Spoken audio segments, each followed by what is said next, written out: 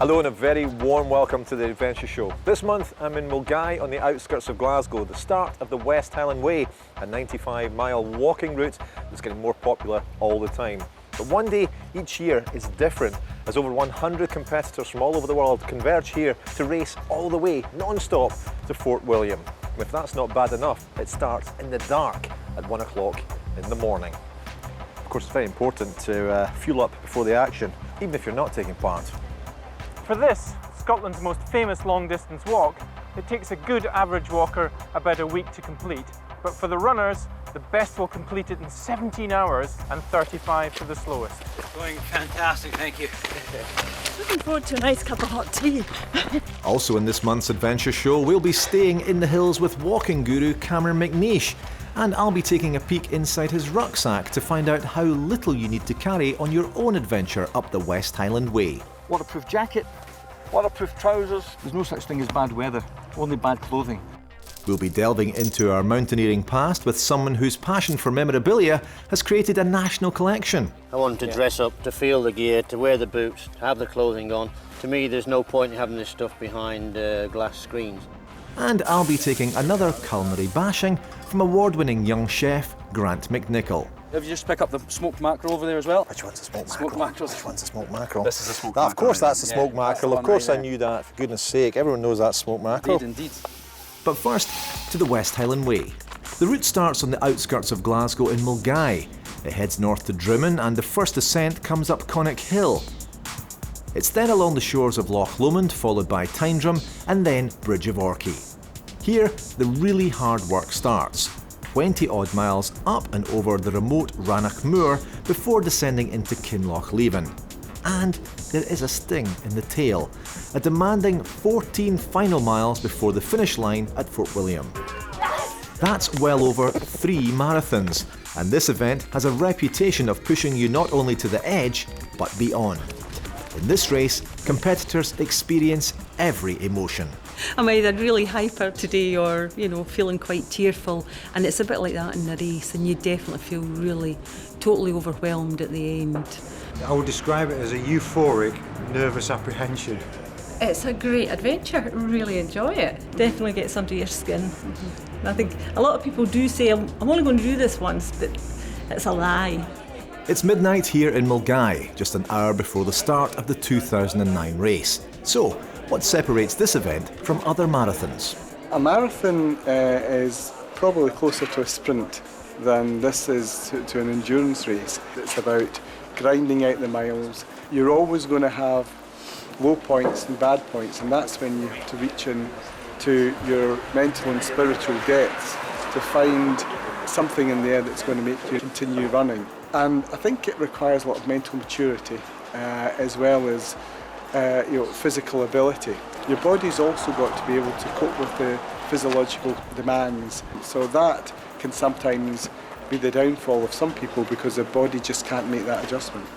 There are 14,000 feet of ascent in this triple marathon. That's equivalent to a fair-sized alpine mountain. But the runners aren't entirely on their own. Each competitor is supported by 2 people who provide food and drink. And that all-important encouragement when things look bleak. It's absolutely brilliant, and even your own support crew obviously are there to look after you, but it seems like all the other support crews are looking after you as well. You'll always get a bit of a cheer as you go past and they'll give you a clap, like a hot dog or whatever you want. Want a wee bit of water there? Yes, I just want a mouthful. Just a mouthful. That's a chilled one there as well, so that should keep you going. In this race, no one's allowed to use artificial aids such as trekking poles. But this year, there's been an exception made for one particular competitor. There's one view that you're not allowed any aid whatsoever. So my artificial leg some might argue is an aid. And the decision was, actually, it was a leg replacement, which frankly I was rather relieved about. And not a ski pole? Yes, not a ski pole, definitely not a ski pole. I mean, what would I do with a ski pole anyway? Have you adapted it for the ultra run, and how many of these things have you done before? I've done a lot of ultras, but mainly on high activity legs. I got blown up in 1995. I left the army. I worked for a charity clearing landmines, obviously with some considerable success. I found the very thing we were looking for. That was quite, well, that one doesn't exist anymore, does it? One of the reasons I lived was because I was very fit. So it was a part of my life I didn't want to lose, and I've had to work quite hard to get it back. And what's interesting now, compared to sort of 14 years ago, is the way the technology has moved forward. So I got this actually just about a month ago, and it enables me to run considerably faster than at any point since I've been blown up. And of course the challenge is, on a track it's fine. So the guys on tracks do really quite well, but if you're getting a little bit of, being thrown one way or the other, you've got to work quite hard to compensate. But I do find if I fall over, I manage to break my fall by landing on my face. So we're getting the hang of it. Well, if you've been blown up, landing on your face on a slippy rock's not going to be much good. Yeah. But that is all to come. Right now, it's nearly time for the off. We're actually in a very urban and rather unimpressive start to probably one of the most beautiful long-distance walk or runs in the country. Train station in Milngavie, the midges are here as well, and it's 95 miles of torture or enjoyment depending on your perspective ahead of all of these runners. Go! See you on the hill. And they're off at the start of this year's West Highland Way race. Nowadays the race attracts people from as far afield as America and New Zealand. Let's hope they all get to Fort William. This will be my 5th start in the race. So you know not to go off too fast, and you know the sort of pace that you should be running at. If you get the first 30, 40 miles, even longer, wrong, then it's very hard to pull it back after that. This is the first year that I'm doing the full race. 4 weeks ago I did the 2-day training run, which was 76 miles over the 2 days, so it's 41 on the Saturday and 36 on the Sunday, which is probably the most I'd ever ran one weekend, especially going out to do 36 miles after doing 41 the day before, but I really enjoyed it. From Milngavie, the West Highland Way heads north for 12 miles to Drimmen. In the daylight, it's easy to follow these tracks, but in the pitch black, it's a different story. As the runners adjust to the darkness, their supporters are already here to encourage them. What you have a need, you're 10 minutes up on your time. Sandwich will be fine. But you want Marmite ham or? Marmite would be nice. Hiya there. My drink. Not running past the camera, thank you. Morning. I'll walk again. Morning. It's currently 3:15 in the morning and I'm on top of Conic Hill above the shores of Loch Lomond. By this point the racers will have already covered 20 miles of the race and we should be expecting the fastest of them any minute now. And first to appear through the gloom is the Dutch 100-kilometre champion Jan Albert Lantink. Yeah, how are you doing? Okay. Oh, you're doing really well. I'm scared that you are, isn't it? How's it going? Not to run on, they have no hills. I've met only one time, but at the moment it's very well. But my mother is Scottish. Okay. My name is Lantink, but my mother is 86 years old. That's excellent. Yes, okay, thank you. Chasing the Dutch leader is a comparative local, Scott Bradley from Fife. Hi, what number are you? I'm number 4. Number 4, how you doing, number 4? I'm enjoying myself. Oh. Well done, how's it been so far? Is it tough? Well, I'll tell you a bit later on, it'll probably get tough, but at the moment I'm just trying to conserve it and enjoy it as much as possible. Oh, great. Just focus on that side, and I'm sure it won't be quite so much fun later on. And currently sitting in 3rd place is another Fife runner, Richard Cunningham. How's it going? How are you doing? Hiya. Got lots of energy left? Yeah, a fair bit. You guys are quite far out in front, huh? Yeah, I think so. Timed it just right coming over here though, because any earlier and it's going to be pitch dark. Yeah. We've maybe made a little bit on the guys in front. Nighttime running is a test of skill, nerves and experience. Curiously, it makes the race a social event. You can't see anybody because when you look at them you're blinded by the head torch, but when you're running along, you get chatting and you find out names and occupations and what got them into the race. And then at the end, you have these people, strangers, you think, coming up and saying, "How you doing?" And you think, "Who are you?" But it's because you've not seen them in the daylight. Unless you're a fast runner like Jez Bragg, who got the record in 15 hours 44 minutes, so he only missed one night's worth of sleep, where for the poor majority of us, it's 2 nights worth of sleep. So usually on the second night, then you tend to get the hallucinations and things like that. So it's quite a scary business. I've never run actually through potentially a full second night before. And so having talked to the guys and sort of the more experienced runners, you know, the cold in the second night, particularly when your feet are tired, your feet are painful, the pain's kicking in, that's going to be quite a challenge. Hi guys, how are you feeling? Not bad, yourself? Yeah, I'm pretty good, I'm not running. How's it going so far? Very well. Well, everybody looks really happy and still lots of energy, which is amazing.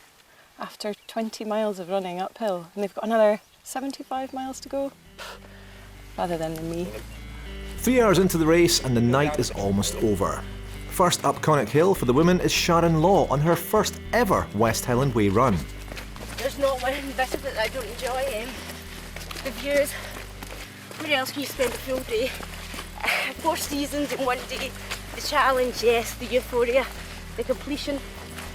And as the night gives way to day, the slower runners head down to the shores of Loch Lomond.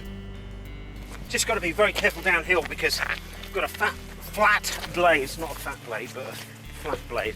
So it throws you slightly. So for example, if you do that, you're going that way. Okay. So you've just got to adapt a bit and watch the slippy bits. What sort of time are you looking to finish in? Ideally, I would like to be in under about 27 hours, but I'll find out when I get there. It's a difficult one to know because as you progress, you get tired. I don't know. I'll see you at the end. Yeah, well, Find out. I'll see you at the end. Hey, best of luck. Enjoy. Thank you. One of the great things to keep on keeping on. We're leaving the runners for a short while as they start the long trail along the shores of Loch Lomond. But all their exertion is making me feel, well, quite peckish.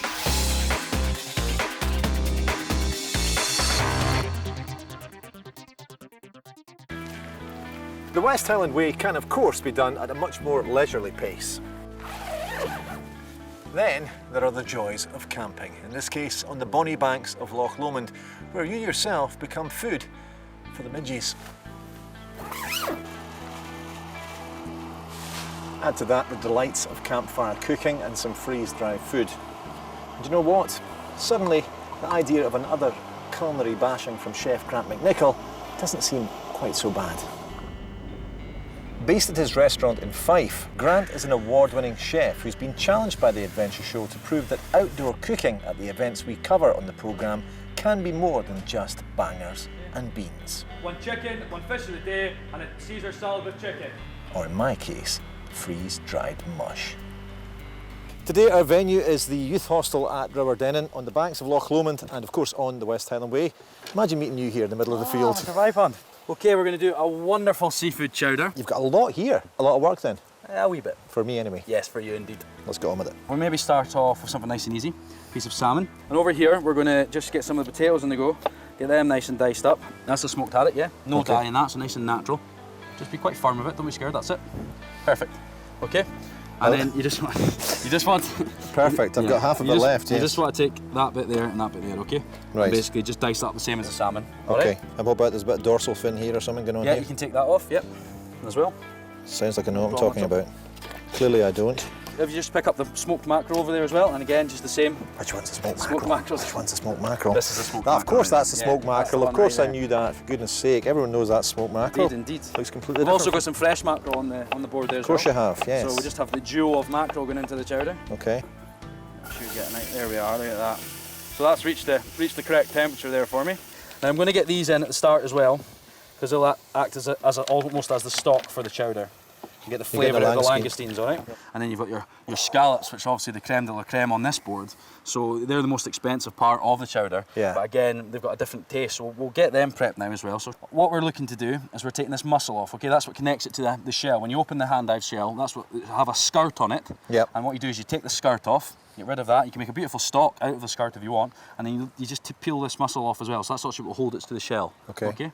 And then what we do as well is the coral. We just take that off as well. We don't want that in the chowder. I love scallops. Okay, so now the potatoes are starting to soften up a wee bit in here. So what we're going to do here? is get a nice bit of glug of white wine in there. Oh, it's come off together. Lovely. A bit of glass and a half into here, because obviously it's going to be quite a big pot, so we want the flavour in there. So we just want to take the board over, Dougie. No problem. Basically we want to get it down the side of the pot. That's what we're looking at. Yes. No. That's what I'll probably manage that. No, right. Okay, so nice and slowly, just start putting the fish in there, alright? Okay, don't be shy. Try not to burn me whilst you're at it. Okay, it's sploshing all over. Okay. Good. Right, so we're going to add a bit of cream in now. A good glug of cream. We'll probably nearly use all this. Really? Well, yeah, with the amount of people we've got around here, we're going to have to feed everyone, you see. Again, you can make it with a bechamel, which is a white sauce, which obviously you make a roux with flour and butter, and you can make it that way, but I just prefer to use cream. A good couple of handfuls of mussels. Okay, so if you grab a handful as well. Okay. Let's not be shy. Everyone like mussels here, yeah? Excellent. Okay, I think we're just, yeah. Your hands are a lot smaller than mine, I think. I was scared in case one of them bit me. Ah, is that what it is? Yeah. Okay. Well, they're live, so you're quite right to be scared. Sweet corn, peas as well. I'm just going to cut a few bits of julienne, Dougie. Take note. Yes. Julienne, not massively chopped. Okay, so nice and small. Baby fingers. That's very impressive. Watch your fingers now. Watch my fingers. We are absolutely fantastic. Ready to go. Glad I'm here. Yes, thank you very much. We had a good commie, a few tomatoes, very simple. And then, voila, there we are. Seafood chowder, folks. Plastic bowls. Where's the bowls? Sorry, chef. Did I start clapping there? Did you see that? I started to get all impatient. Chef. This is the River Dennon Soup Kitchen, and no mistake. Look at the fantastic. Poor wee cells. Never been fed. Delicious. Yeah. I've been after this all week. It's very nice. Thank you very much. You like it? Delicious. Yeah. Brilliant.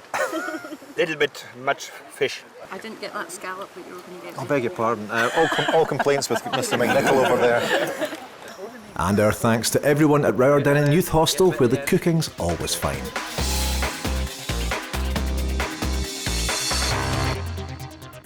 And next we journey back to a time when ice axes were made of wood and mountain safety was simple. Just don't fall off. Duncan McCallum's looking at a neglected part of our outdoor history that's being preserved by mountain guide Mick Tighe. Today's hill walking and mountaineer equipment is lightweight, very, very technical, and sometimes extremely expensive. But it wasn't always that way. Now, one man's passion for mountaineering memorabilia is turning gear like this into a national collection. You're a fine figure of a man, Duncan. Well, I'm amazed how comfy the boots are. I thought they would be really, really uncomfortable, but they're really great. Sticky as anything on the grass. They're fantastic. Boots are great, pity about the legs. Yeah. How come you started collecting the old gear, and what is it about this stuff that really attracted you in the first place? I started collecting gear in general, and then because I'm a mountain guide, then mountaineering gear became the passion. And it kind of a lot of things, it overtook me really, I guess, and the barn got full, and people kind of gave me things on trust, if you like. And eventually we decided that one day I'll die, and perhaps we should make it into some kind of a national collection, so that when I'm dead and gone, it stays behind for the nation. What's important for you in the collection itself? Well, I suppose because we weren't actually there when these were being used, then this is the living evidence of our pioneers in the mountains in days gone by. And of course, these boots belong to Poucher. He was an iconic figure in the walking and photography world. Yeah. So we've actually got kind of a liaison, if you like, between the old and the new. And this is actually, as you say, tactile. We can touch it, we can feel it, and it just looks good, eh? It's interesting, you're walking up here now with an ice axe, not in the winter. Yes. But the alpine mountaineers use these all year round. Yeah. They use them for walking, use them for climbing, for rock climbing, hooking up and all kind of things. So this is a year-round thing for the alpine mountaineers. Yes, and you'd store it by slipping it into your rucksack. Yes, exactly. Yeah. So once you've amassed a great big collection of stuff, there's always a problem where you're going to keep it. Welcome to Mick's treasure trove. From a Scottish mountaineering point of view, this is probably the most interesting, if not most expensive item. And it belonged to Harold Rayburn.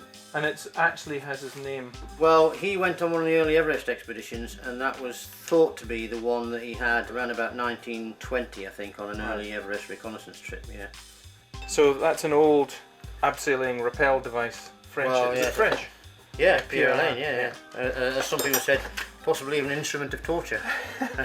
These wooden wedges were used, or similar ones, on the first ascent of the Old Man of Hoy, and they're actually still in there, 30, 40 years on. This is a German Army Mountain Troops jacket from the Second World War, which obviously not quite Scottish, but certainly mountainous. We've got Tom Patey, who is probably one of Scotland's more famous doctors, climbing doctors. Yes, from Aleppo, wasn't he? Yeah. And that's actually the piton hammer that he had on him the day he died. Oh, really? And Tom was killed on a sea stack up in Sutherland in 1970. And a friend of mine who was with him at the time inherited this, and he's handed it into the collection. Bizarre, unusual, odd. Well, it's not Norman Crouch's, is it? It's not Norman Crouch's, no. But it's it belonged to a guy called, I don't know his first name, a man called Mackay, and his daughter Sarah gave it to us. And it's based on an original design by a guy called Geoffrey Winthrop Young, who was a very famous man. But what's really unusual, I think, just does the bit. It's got the old-fashioned nails that we'd put in the old nail boots. Oh, in the yeah. bottom. Yeah. Just great, you know. I rescued a guy off the Ben a few years ago who subsequently lost his leg. He came back about 3 years later to climb the Ben with his one leg, and half his hands missing with frostbite. And half of the tower ridge, his leg fell off. The tourists on the top was thinking, what else going on? This little guy used to come to my lectures. I used to do these mountain safety lectures. He used to come every year. And he came along, he said, I've got a nice hat for you. And he's from Paisley, can't do his accent very well. And he said, I'm not giving you yet. But about 3 years later, he came along with it and gave it to him. The wife says, you've to get it. About 2 years later, he came up to me and he said, the wife says you to get the car. I said, what? He said, the wife says you to get the car. I said, what car? He says, there's a car been in the shed since my daughter went to America in 1956, and the wife says you to get it. It's an old standard. You can have it if you want. You're going to give me this car. I never got the car. It might still be there. It's probably still there, yeah. So when it's physically sitting in its final resting place, wherever that may be, what do you hope that people, especially young people interested in the hills, will get out of seeing all of this stuff? I want people to do what you're doing today. I want them to dress up, to feel the gear, to wear the boots, to have the clothing on. To me, there's no point in having this stuff behind glass screens. Stuff needs to be touched, needs to be felt. Yeah, so a living museum. A living museum, fantastic, yeah. And all being well, you'll be able to view Mick Tighe's historic collection online by the end of the year.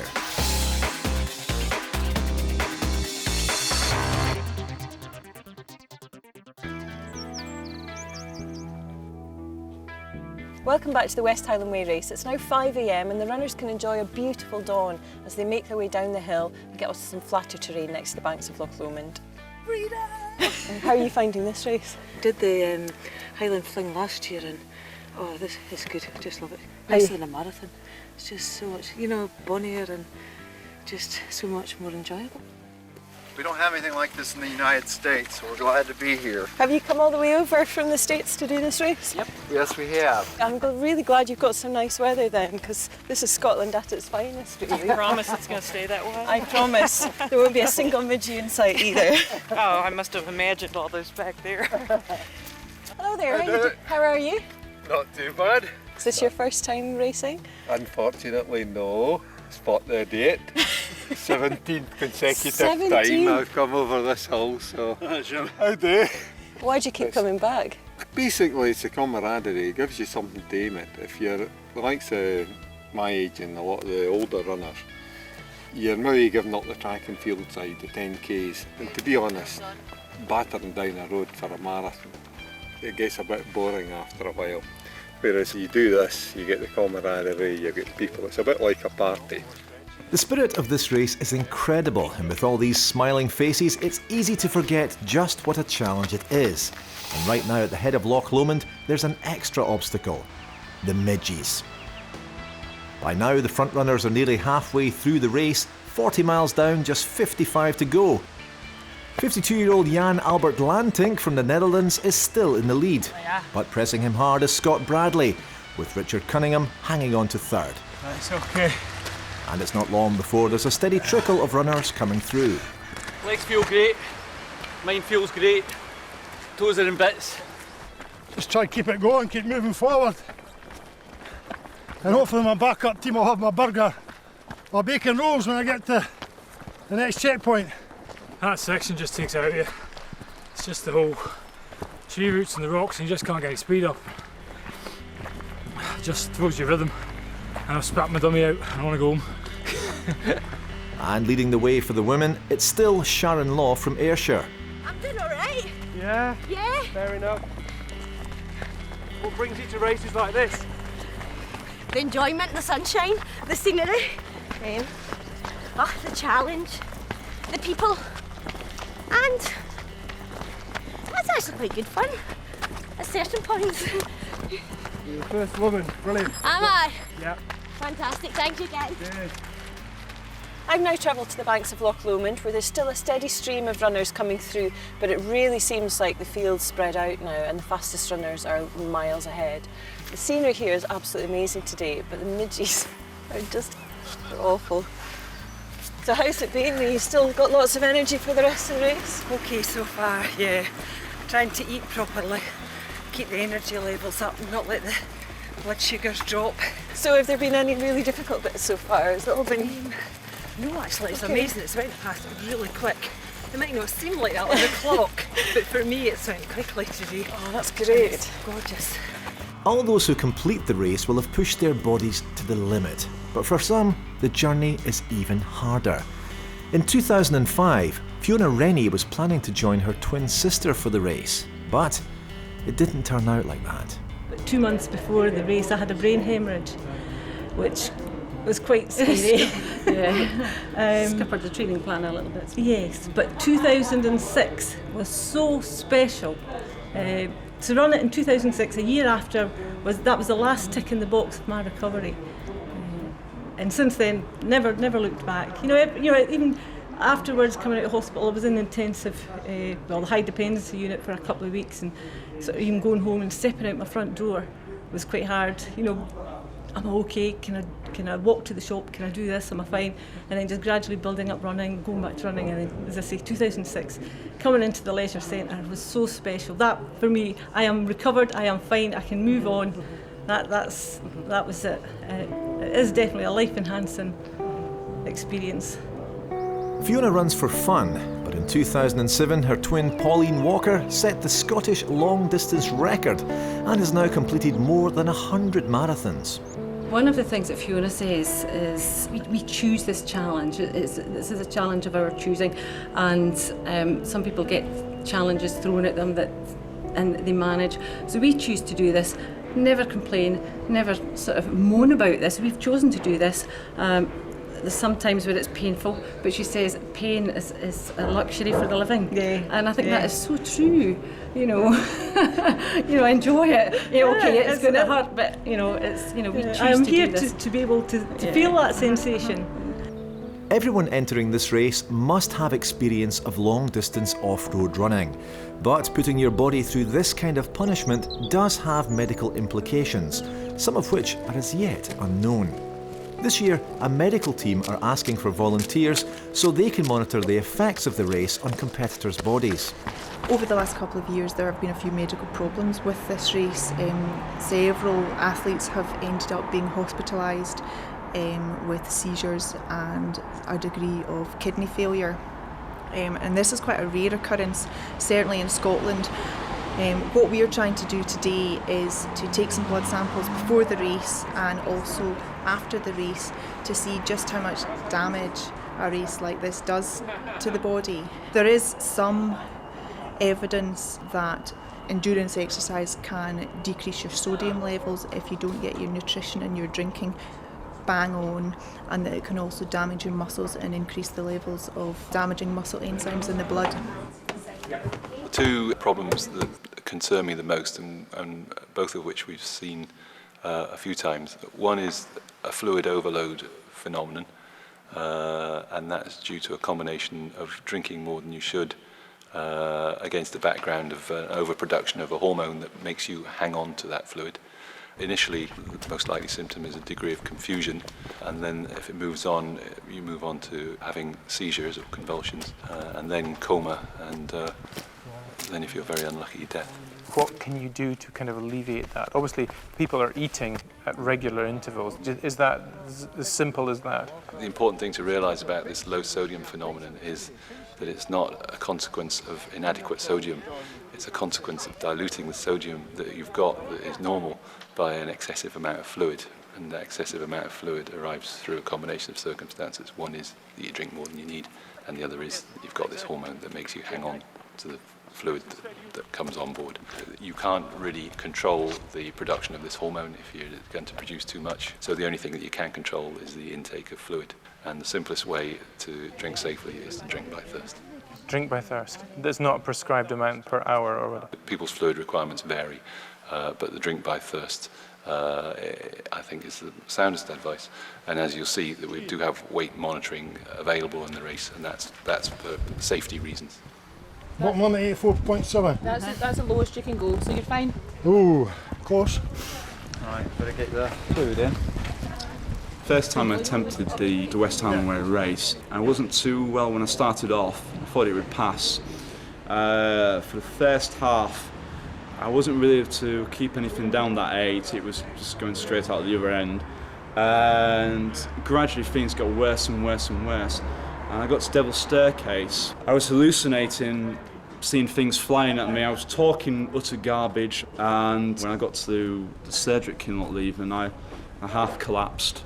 So the doctor took me through to Fort William Intensive Care, and if I get this the right way around, I believe that having my liver on my kidneys was poisoned by the amount of muscle wastage which was going through my body. There is a long word for this, but I'm not even going to pronounce it, especially in front of a camera, which I had. But plus I was also suffering from hyponatremia, which is overhydration, too much water with not enough sodiums, and I was in a mess. Nobody finishing this race can expect to feel tip-top. They will all have pushed their body to the maximum. All the symptoms with these worrying pathologies are very non-specific. They might feel a bit sick, a wee bit confused, their hands and their feet might swell up, but if you don't do something about that, then that can progress to death, which we don't want. So far this year, there have been no medical problems. The leaders have now covered over 50 miles of the course, and Jan Albert Lantink from Holland is still out in front.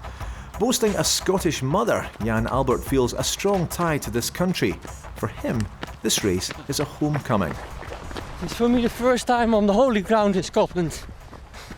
So I hope it will going well. We have a long way to go.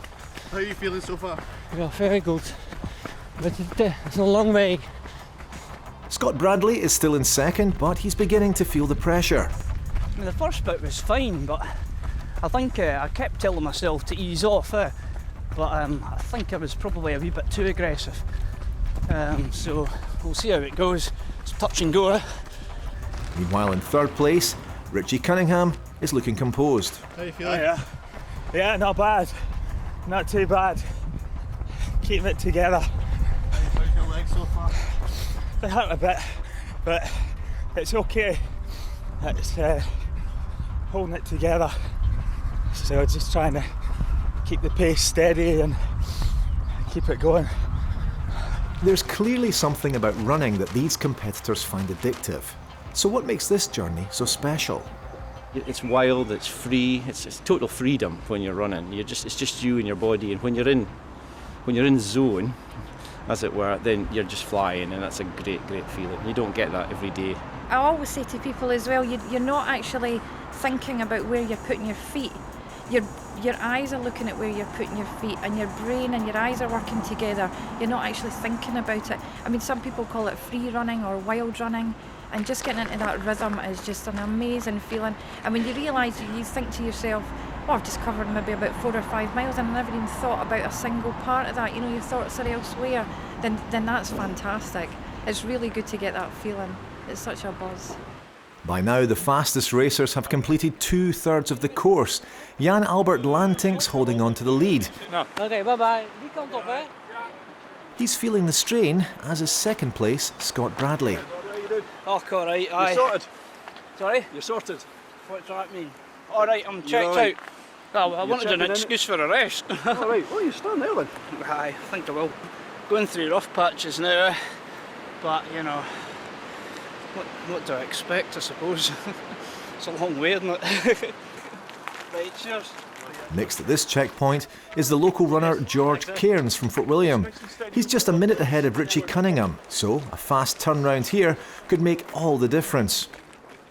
George is off first, but as they head up to the most exposed section of the West Highland Way, Ranach Moor, Richie's managed to move back up into third place. It's okay.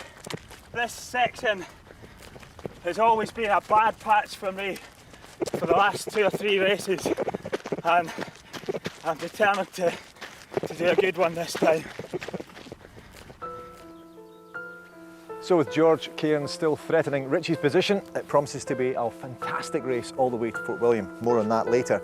So as the runners keep their heads down and their feet moving, what about the other 50,000 plus people who tackle the West Highland Way every year? Sitting lonely as a cloud here is our hill walking guru, Cameron McNeish. How are we, sir? Hi, Dougie, good to see you.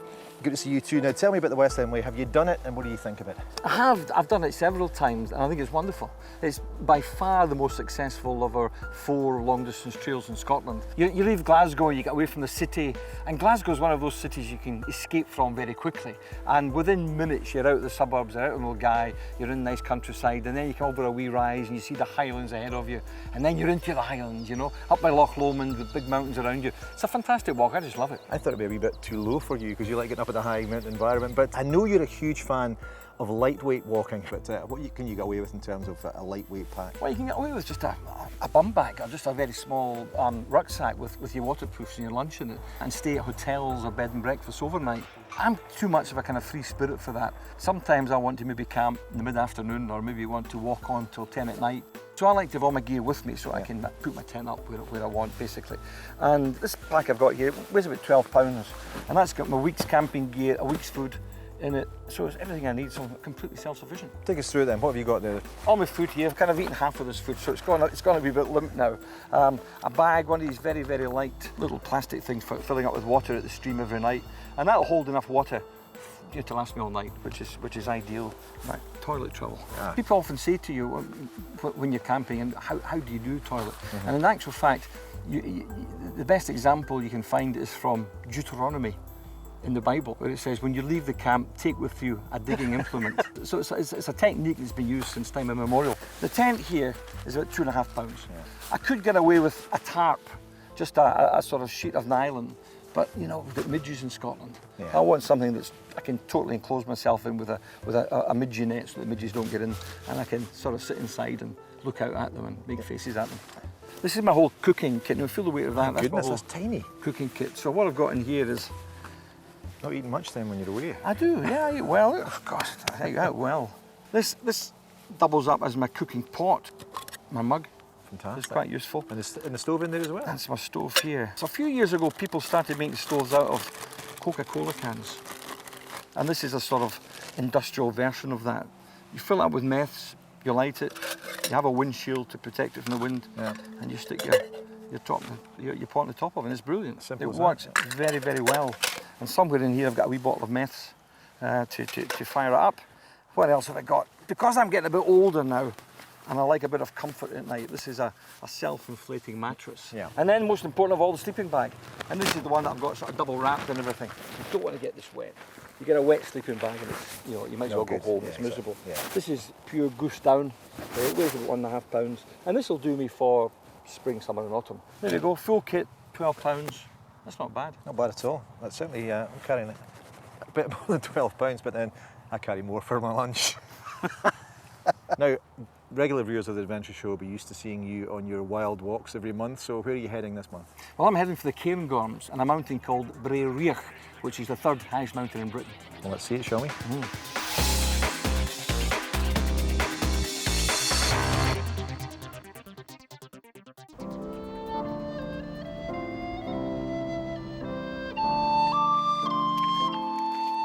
What a magnificent morning. All is well in the world, God's in his heaven, and I'm in the Cairngorms. Couldn't get any better. heading for one of my favourite mountains, bleu at 1296 metres, the third highest mountain in Britain. It involves quite a long walking below the northern corners of the Cairngorms, and then I'm going through a rather interesting defile in the landscape called Calamine Gap. It's an old glacial overflow, and I just love it. It acts as a sort of an entrance, a portal to the other Cairngorms, the Larry Grue and the big long slopes of bleu. But if you're not into boulder hopping, then you might want to think of maybe taking another route. It's a great little feature, this, and I probably exaggerate the difficulties, but in winter time, the ankle breaking potential here is absolutely enormous.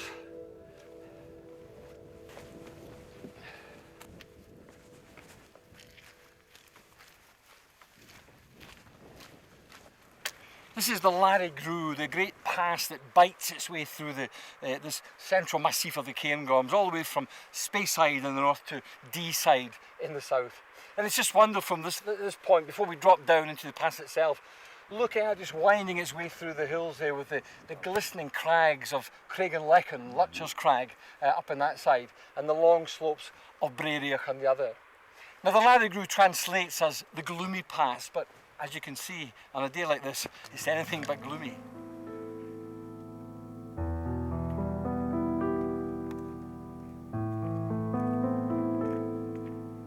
You get a real sense of the scale, the depth of the Larry Grue from up here. And not only the Larry Grue, but you get a real sense of the scale of these hills, because they're vast, sprawling mountains. Now way ahead of us up there, above the Larry Grue, you can see Ben Macdui, which is the second highest mountain in Britain. And here on the other side of the Larry Grue, we're just about to hit the final slopes of bleu, the third highest mountain in Britain.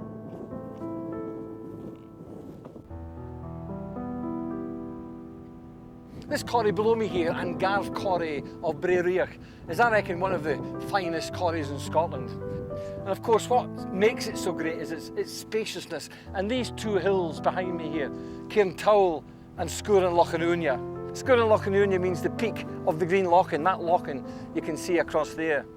But over just to the left of Cairntowel, you can see just peeking out a hill called Potton John, or it's commonly known as Devil's Point.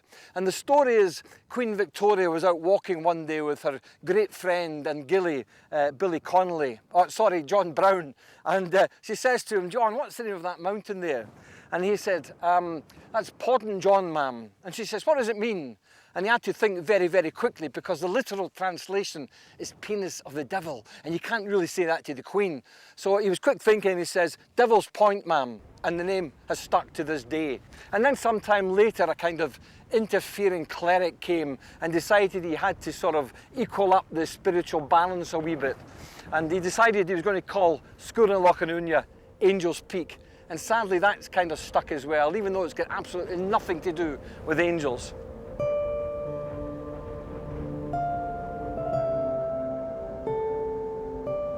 Way back in the 1960s, reindeer were brought over to the Cairngorms from Lapland, Sweden.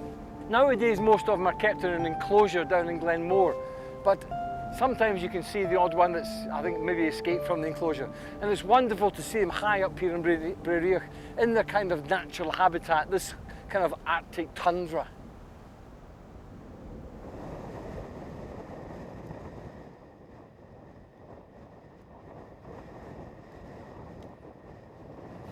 Well, that's it, bleu at 1296 metres. And you know, I can never think of this summit as being the summit of a mountain. I always think of it more of a wavelet or an eddy on this vast ocean of the bleu Plateau. And not very far from here, down in the plateau, you'll find a little spring of water coming through the ground. And it's as though the plateau has harnessed all the rainfall and by some unseen forces has pushed it up through the ground, where it then falls over a cliff down into Angarth Quarry and right down the Larry Grue, eventually to Aberdeen. And it's called the River Dee. So next time you're in Aberdeen at the mouth of the Dee, just think of the birth of that river, high here on the wild and lonely places.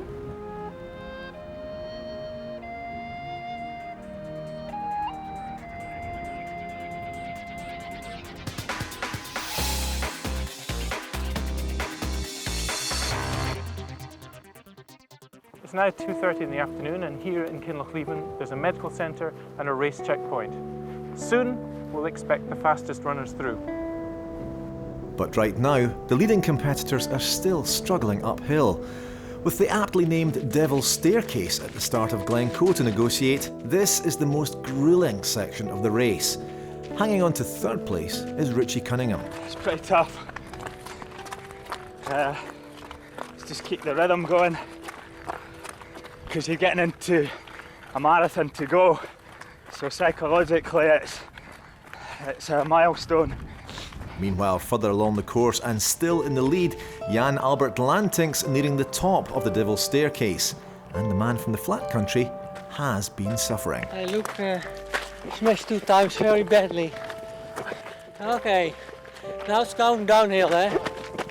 Just a few minutes behind Jan Albert is still Scott Bradley in second place, and he's trying everything he can think of to keep himself going. It's resorted to the tunes now. I just thought I'll go for it, and I was trying to preserve, but obviously I wasn't preserving a lot, because look at me now. I'll see if I can still run. Cheers.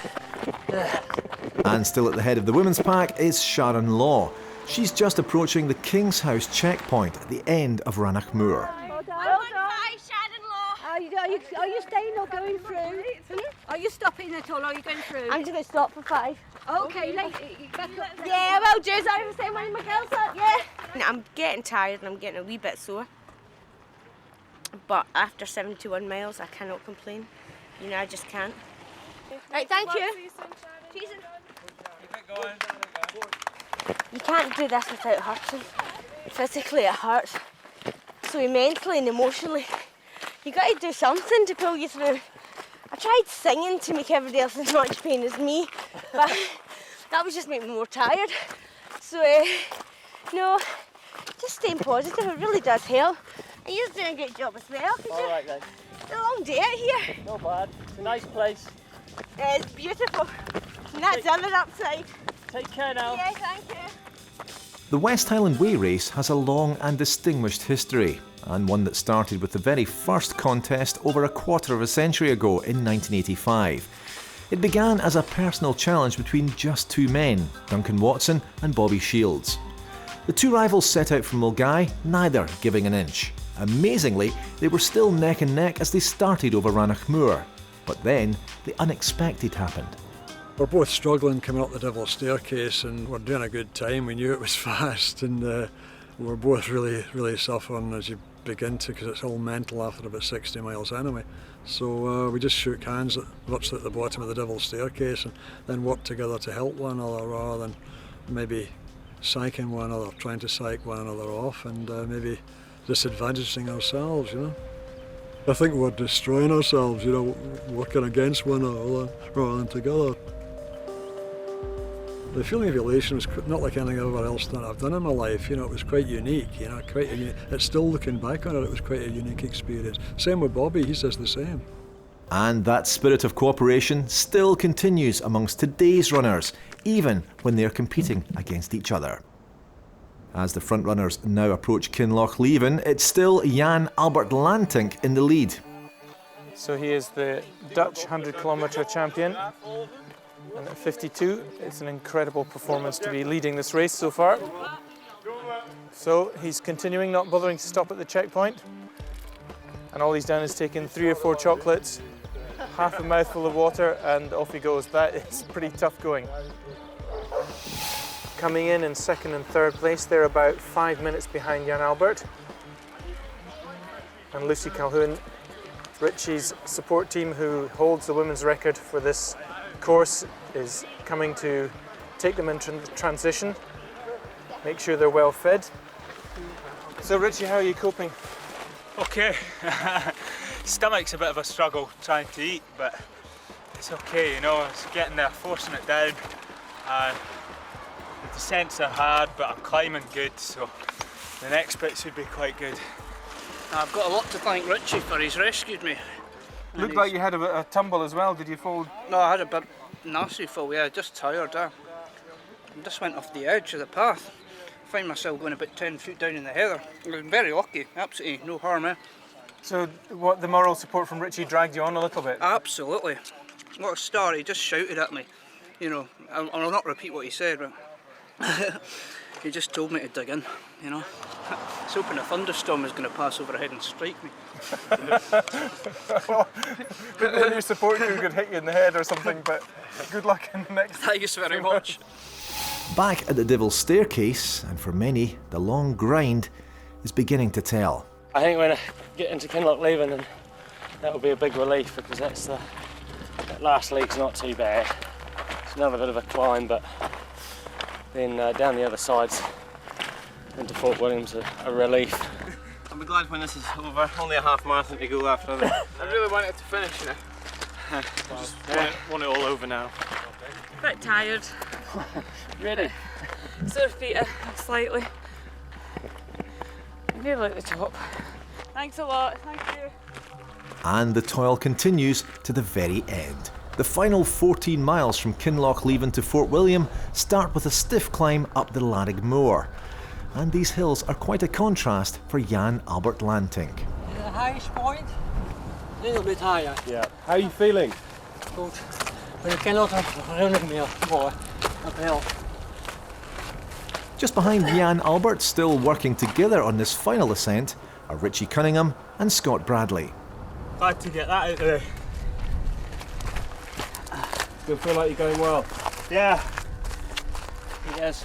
Yeah. Good luck. Thanks. We're waiting excitedly here at the finishing line and hoping the runners are going to be with us within the next 10-15 minutes. At the last checkpoint, we heard that there was only 90 seconds difference between the first and second runners, which over a distance of 95 miles is absolutely phenomenal. So it's really, really close and still everything to play for. Really excited here. Richie Cunningham has run this race 5 or 6 times before and knows the finish very well. Jan Albert has fallen a couple of times and there's blood pouring from open wounds in his knees, so he's struggling a bit.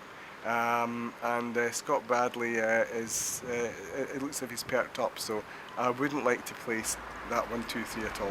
We just got an idea of the scale of this race from driving from the start to the finish, and it took us such a long time to drive. It's really incredible that these people are running continuously over that distance, isn't it? As you know, I've run the race myself, and each year when I drive up as organiser, I just look at the scenery, the landscape changing, the magnitude of the scale of things, and I just can't understand myself how I managed to do it. So, you know, from someone that's done it, it blows my mind each year. And as the first competitor comes into view, it's clear there's been a major upset in the final few miles of this year's race. In spite of his earlier low, Scott Bradley has pushed ahead of Jan Albert Lantink and is the first runner over the finish line. With a time of 16 hours 11 minutes, just 27 minutes outside the all-time course record. It's a sensational achievement, even if it's not yet sunk in. Hey, fantastic effort, well done. Thank you very much. You must be absolutely exhausted, are you? Excuse me, sorry, I didn't mean that on the camera. How did you manage to put in such an amazing lead at the I end have there? got a lot to thank Richie Cunningham for, because he turned me around. He just shouted at me as I was going internal, and I was struggling up the Devil's Staircase, and Richie was just storming up there, and he came past and told me, just dig in, Scott. He really just shouted at me. Wow, that was close. And storming over the last few yards, Jan Alberts made it to the finish just 10 minutes after Scott. An amazing achievement on his first ever race through the Scottish mountains. In Holland we have no hills. I'm glad I'm back in Holland. Everything is flat. The most part of the job, but I collapsed 3 times. So it's a very deep wound here beneath. And were you not tempted to give up at that point? No. When your mother has a focus on you never give it.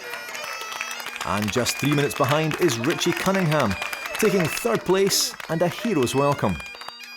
A bit speechless. I didn't think I'd go that fast. You've done a fantastic job. You must be really pleased, are you? Yeah. Is that your fastest time? Yeah, by just over 2 hours. Wow. That's amazing. Which was last year. So that's absolutely the difference incredible. a year makes. How did you find the race this year? It was hard. And still smiling, first in for the women with a time of 19 hours 55 is Sharon Law, who's looking every bit as fresh as when she set out. A great achievement, and she's right up there with the fastest men. 14th overall to reach Fort William. Oh, I'm tired. Tired, the last bit was really tough. Really tough. I just felt really sick. Couldn't hold anything to eat, so just really weak. I spoke to you around about... Yes, just at Conic Hill. Yeah, yes. Many hours ago, and you've been on a huge journey some water since then. or something, please. Thank you. How's it been since I last saw you? Really good. Great up until the 80. Then all of a sudden, I just couldn't eat. Yeah, I just felt so sick. So what got you through? What kept you going? I just had to. First lady wanted to break the 20 hours and I knew I was close. And a great result for Sharon. 19 hours 55 minutes means she's comfortably within that 20-hour target. And confirmation of the men's results, Richie Cunningham came in third in a time of 16 hours 24. In second place, Jan Albert Lantick's time was 16 hours 21.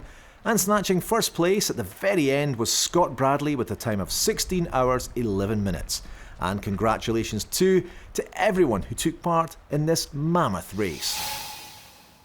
But this year's race was tinged with sadness. Shortly after the event, organiser Dario Miliragni died whilst out walking on Loch Nagar. To commemorate him and celebrate his achievements, many of his friends and West Highland Way racers gathered to watch a preview of this programme. I first got to know Dario when he first ran the race. I think it was 1994 and 1995. He was a total character, just breath of fresh air coming to join all these other enthusiastic madcap people doing this iconic event up the West Highland Way.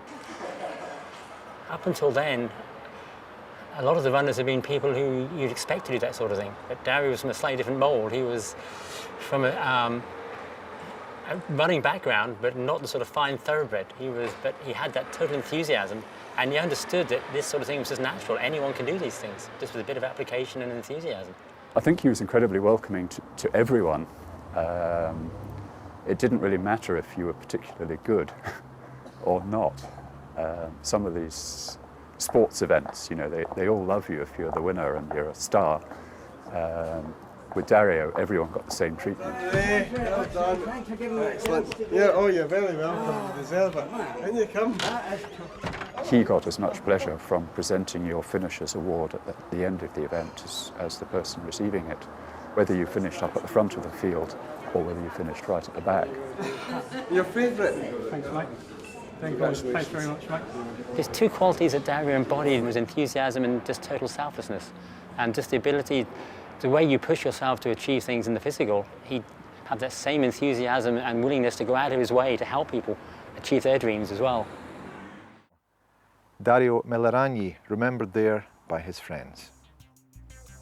Well, that's it for this month's adventure show. Next month we're in the Mona Lea Mountains following competitors in one of Scotland's most popular events, the Corryarrick Challenge. That's 43 mountainous miles of running and road biking. Please join us for that if you can. Until then, bye for now.